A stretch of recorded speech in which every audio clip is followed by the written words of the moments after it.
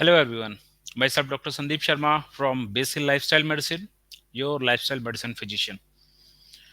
दोस्तों, जो हमारा भारत है होने को तो ये शाकाहारी है और नो डाउट उसके हमें बाकी ऐसे देश जहाँ पे लोग मांसाहार का करते हैं उनके मुकाबले हम काफ़ी सारी बीमारियों से बचे रहते हैं और ज़्यादा सही तरीके से हम उससे ग्रसित नहीं होते। बहुत सारे हैं, जैसे पेट की बीमारियां हैं। अमेरिका में जो कोलोरेक्टल कैंसर है इंडिया से 17 गुना ज़्यादा है। एक चीज जो है जो थोड़ी खतरनाक है उसे कहते हैं हार्ट डिजीज।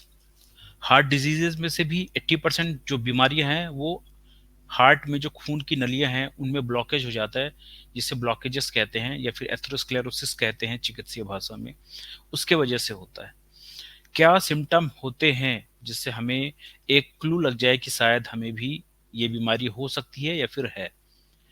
अगर आपका वजन बढ़ा हुआ है, अगर आपके टेस्ट में ट्राइग्लिसराइड, कोलेस्ट्रॉल बढ़ के आ रहा है, या फिर आप जैसे ही थोड़ा तेज चलने की कोशिश करते हैं छाती में दर्द होता है, आपको सांस फूल जाती है, या फिर पसीना पसीना आप हो जा रहे हैं, सीढ़ी चढ़ने में बहुत मुश्किल होती है, पैर में जकड़न आ जाती है, या फिर आपका अभी डॉक्टर ने आपको एंजियोग्राफी हुई है उसमें क्लियर हो गया कि भाई आपको ब्लॉकेजेस हैं, या फिर आपका सीटी एंजियो हुआ है उसमें क्लियर हो गया है, या तो आपको पता नहीं है या फिर पता चल गया है।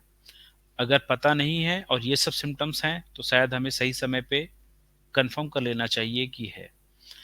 एक मैं आपको एक आइडिया दे रहा हूँ, अगर आपको जैसे चल रहे हैं और स्पीड बढ़ाने से आपको दर्द होना चालू हो गया है तो मान के चलिए 70% से ऊपर ब्लॉकेजेस हमें है। 90% चांस है जब आप स्कैन कराएंगे तो आपको ब्लॉकेजेस मिलेगा। अभी की जो हमारी जीवन शैली है, अभी का जो लाइफस्टाइल है, ये बहुत हमको हार्ट की बीमारी की तरफ जो है बढ़त देती है या फिर हमें प्रोन कर देती है। आपको जान के हैरानी होगी, हमारे देश में 25 लाख से ऊपर यंगस्टर्स जो हैं, यंग एज के लोग जो कर्मठ लोग हैं, अपने फैमिली के वर्किंग पीपल हैं, उनकी डेथ हो जाती है। इस बीमारी को वीडियो क्रिएटर भी कहा जाता है क्योंकि बहुत सारे यंग लोग मर रहे हैं। 25 साल से 35 साल, 45 साल, 55 साल, जो है 50% से ज्यादा लोग जो हैं वो यूथ मर रहे हैं जो 55 साल से कम के।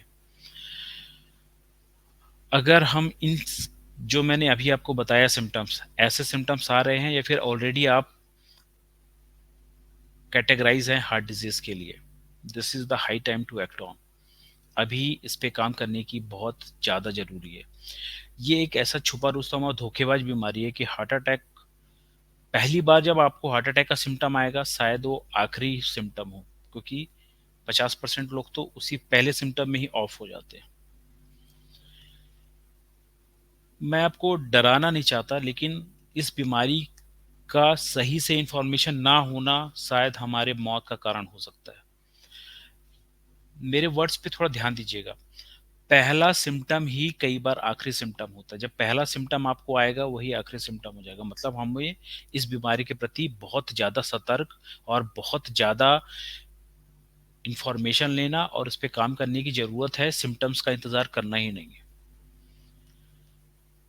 अगर हमारा ट्राइग्लिसराइड बढ़ा हुआ है, अगर हमें चलने में तकलीफ हो रही है या फिर पहले से ही ब्लॉकेज क्लियर हो गया है, तो मैं आपको एक चीज़ जो बता दूं कि अगर ब्लॉकेज हो गया है, दुनिया की ऐसी कोई दवा नहीं बनी है जो उस ब्लॉकेज को कम कर दे।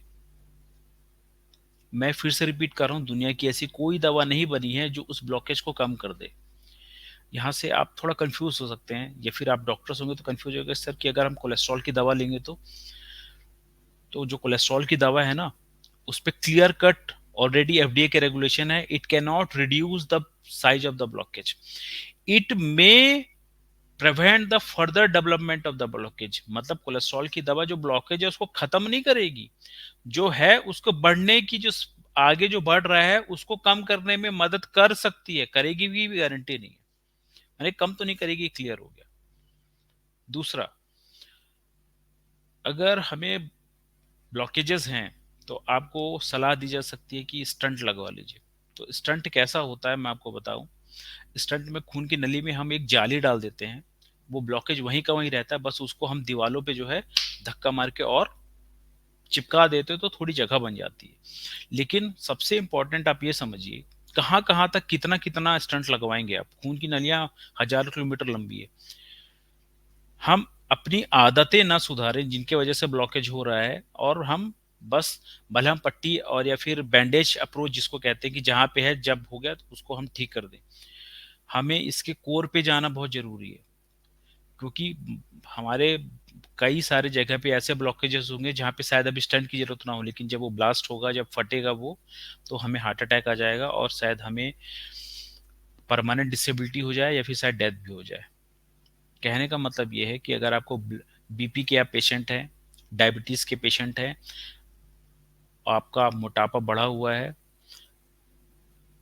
और अभी आपकी दवा थोड़े बहुत ही चल रही है, बिलीव मी, अभी सही टाइम है, क्योंकि शायद एक समय निकल जाने के बाद उतने अच्छे रिजल्ट ना आए। अभी बहुत अच्छे रिजल्ट है, आपके पास टाइम भी है, आप जॉब भी कर रहे हैं, आप अपने लिए पैसा, समय और सब कुछ निकाल सकते हैं। जो लोगों को ऑलरेडी बहुत सारी दवाइयाँ चल रही हैं, उनको थोड़ा समय लग सकता है, और उनमें भी बहुत ड्रामेटिक रिजल्ट्स आ चुके हैं। हमारे कई सारे मरीज हैं जो जिनकी 15-15, 16-16 दवाइयाँ चलती हैं, वो तक मेडिसिन फ्री हो गए या फिर 1-2 दवाइयों पे आ गए। आज समय है, आज अपने आप को बदलिए, हार्ट डिजीज को मत बढ़ने दीजिए, क्योंकि बाकी सब बीमारियों में समय मिलता है, ये धोखेबाज बीमारी है, ये हमारे ऊपर हावी नहीं होना चाहिए। हमको हार्ट अटैक प्रूफ होना जरूरी है। हार्ट अटैक प्रूफ दवाई से नहीं हो सकता, ये सिर्फ आपको अपने जीवन शैली के बदलाव से हो सकता है। अगर आपको दवाइयाँ चल रही हैं, अपने से बंद करना भी खतरनाक है। मैं आपको सलाह दूंगा एक एक्सपर्ट के निगरानी में ही करें, और लाइफस्टाइल मेडिसिन जो चिकित्सक होते हैं, लाइफस्टाइल मेडिसिन फिजिशियन होते हैं, वो आपकी बहुत अच्छे से मदद कर सकते हैं इन बीमारियों को स्टॉप रिवर्स करने में, और आपकी दवाइयों को 80% बंद कर देने में, और इसके वजह से जो रिस्क आ रहा है उसको खत्म करने में। एक छोटे से वीडियो से मैं आपको शायद इस बीमारी की गंभीरता और गहराई और इसके आने वाले फ्यूचर के बारे बताने में सफल रहा हूँगा। तो thank you everyone, have a nice day.